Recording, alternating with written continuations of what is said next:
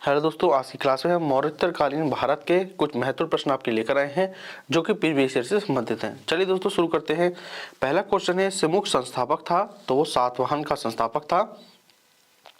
अगला प्रश्न है, कार्दमक क्षत्रपों ने अति दुर्लभ सिक्के प्रचलित किए तो ताम्र धातु में प्रचलित किए। अगला प्रश्न है, अशोक के द्वितीय शिलालेख में उल्लेख नहीं है तो सातवाहन का उल्लेख नहीं है। अगला प्रश्न है, खारवेल के द्वितीय शिलालेख में उल्लेख नहीं है। अगला प्रश्न है, खारवेल के विषय में जानकारी का स्रोत है तो वह हाथी गुम्फा अभिलेख से मिलता है। अगला है, राजवंशों में सबसे पुराना राजवंश कौन सा है तो वो है आपके सातवाहन। अगला प्रश्न है, मौर्यों के बाद दक्षिण भारत में सबसे प्रभावशाली राज्य था वो था सातवाहनों का। अगला प्रश्न है, सातवाहनों की राजधानी अवस्थित थी तो वो थी आपके अमरावती में।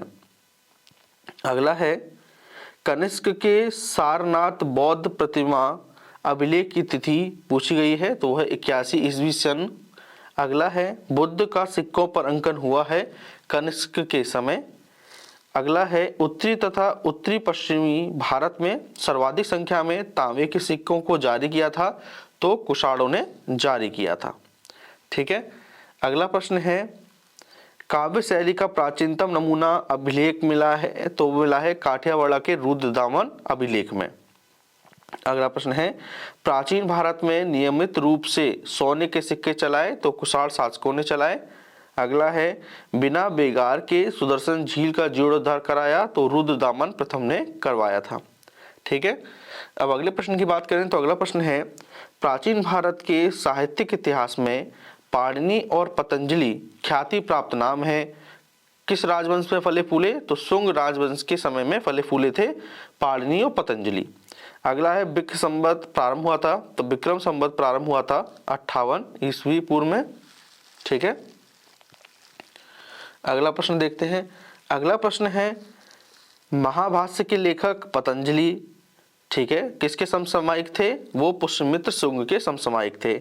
अगला है, विक्रम एवं शक संबंधों में अंतर कितने वर्षों का है तो 135 वर्षों का है। ठीक है। चलिए और देखते हैं, कुछ एक आध प्रश्न रह गए हैं। चलिए तो ये कुछ एक आध प्रश्न जो हैं आपके,